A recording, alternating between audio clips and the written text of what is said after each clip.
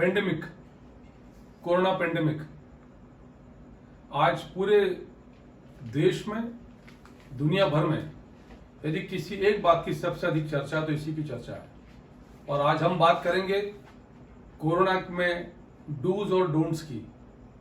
आज सबसे बड़ा सवाल हम सबके सामने ये है कि क्या करें और क्या नहीं करें, यानी वो सब क्या क्या किया जाए जो कोरोना से हमको बचा सकता है, और वो क्या क्या नहीं किया जाए जो कोरोना की तकलीफ हमको दे सकता है। हमको दो मोर्चों पर काम करने की जरूरत है। पहला मोर्चा फेशियल मास्किंग, यानी चेहरे को मास्क करना, चेहरे पर मास्क लगाना, सोशल डिस्टेंसिंग, बार बार साबुन से हाथ धोना या सैनिटाइजर से हाथ सैनिटाइज करना, आवश्यकता पड़े तो ही घर के बाहर जाना, अन्यथा बाहर नहीं जाना। ये तो शारीरिक क्रियाकलाप हो गए, शारीरिक गतिविधियां हो गई, फेशियल मास्किंग हो गई, पर उससे भी इंपॉर्टेंट है मेंटल मास्किंग। और हम में से अधिकांश लोग फेशियल मास्किंग को तो फॉलो कर रहे हैं, पर मेंटल मास्किंग का जो इंपॉर्टेंट पार्ट है वो शायद इग्नोर्ड है, उसकी तरफ ध्यान नहीं दिया जा रहा है, उसको उतना प्रॉपर्ली एड्रेस नहीं किया जा रहा जितना एड्रेस करना चाहिए। आज सबसे बड़ी समस्या या चुनौती ये कहें वो ये है कि हमारे दिमाग में कोरोना को लेकर जितनी नकारात्मकता है उतनी इसके पहले कभी नहीं थी। और ये विज्ञान है कि जितनी नकारात्मकता शरीर में होगी उतनी ही नकारात्मक रासायनिक क्रिया यानी केमिकल रिएक्शन हमारे शरीर में होंगी, यानी डिफरेंट टाइप्स के हार्मोन्स बनेंगे जो नेगेटिविटी को जनरेट करेंगे। हमारी इमोशंस जो है वो नेगेटिव हो जाएंगी, तो हमारी जो मोशंस है, हमारी जो एक्शंस है वो भी नेगेटिव हो जाएंगी। क्या करना चाहिए? सबसे इंपॉर्टेंट काम कि no need to become the doctor और no need to become the scribe, यानी आपको पत्रकार और डॉक्टर नहीं बनना है, मीडिया कर्मी नहीं बनना है। उनको आवश्यकता है इन सारी जानकारियों की, क्योंकि डॉक्टर इसके एक्सपर्ट हैं। उनको इसकी पॉजिटिव और नेगेटिव जानकारी यदि मिले तो वो उसको संतुलित रूप से दे सकते हैं, क्योंकि वो उनका प्रोफेशन है। कोरोना की पूरी जानकारी मीडिया कर्मी को रखना आवश्यक है, क्योंकि उनका दायित्व है कि मीडिया के अलग अलग माध्यमों से हमको अवगत कराएं। पर सामान्य आदमी के लिए जो मैंने पहले बताया उसके अलावा किसी और चीज की आवश्यकता नहीं है। पर आज हर आदमी डॉक्टर है, आप जिससे पूछिए वो आपको कोरोना की 25 उपचार की विधि बता देगा। आपने खांसा और छींका और यदि आपने उससे पूछ लिया तो पूरा ज्ञान आपको सोशल मीडिया से ज्यादा ज्ञान आपको पर्सनल कम्युनिकेशन, व्यक्तिगत संवाद में मिल रहा है। इस पर सबसे पहले रोक लगाने की आवश्यकता है। Divert your attention, what you attract is what you get, that is old scientific saying. ये पुरानी वैज्ञानिक सिद्धांत है, प्रकृति का नियम है, लॉ ऑफ नेचर है कि जो आप अट्रैक्ट करेंगे वही आपको मिलेगा।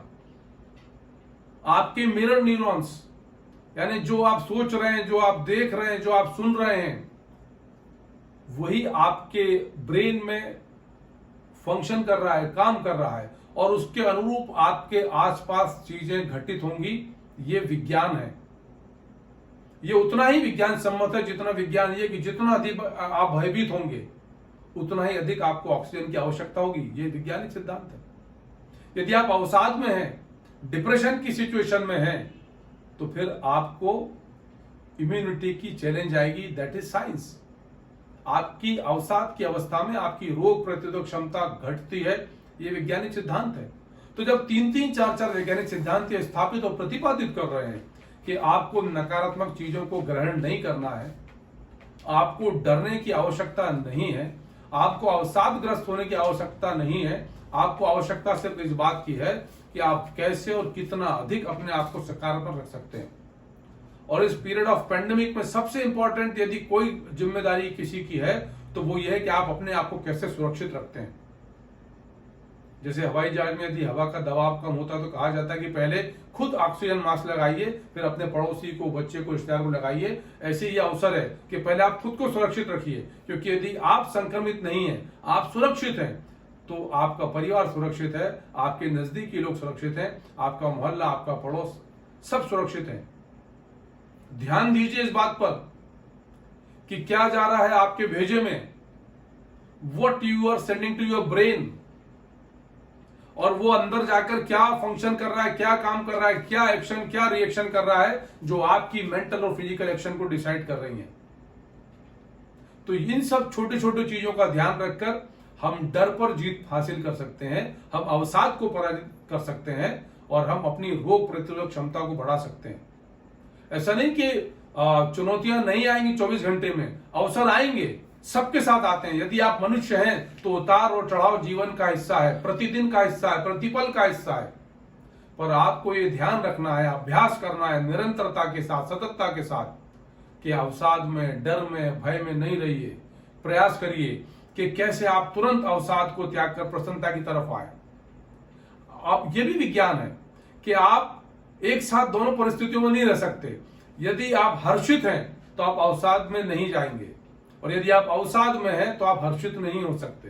तब आपको तय करना है, choice is yours, it is not by chance, it is by choice. ये निर्णय आपका है, चयन आपका है कि आप प्रसन्न रहना चाहते हैं या अवसाद में रहना चाहते हैं, दुखी रहना चाहते हैं। कोशिश करिए।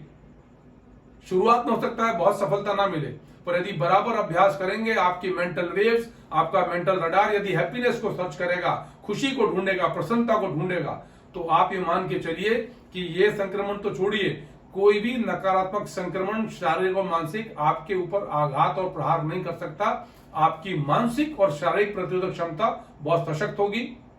और इसी आशा के साथ कि ये जो सब सुना, ये भाषण के पर्पज से नहीं, आप इस पर प्रैक्टिस करेंगे, क्योंकि दैट इज माय पर्पज, कि बेनिफिट हो। तो please practise yourself, try to move yourself towards the happiness, try to move yourself towards the positivity, and that is the best remedy. These are the things which you are supposed to do in the period of pandemic. Thank you.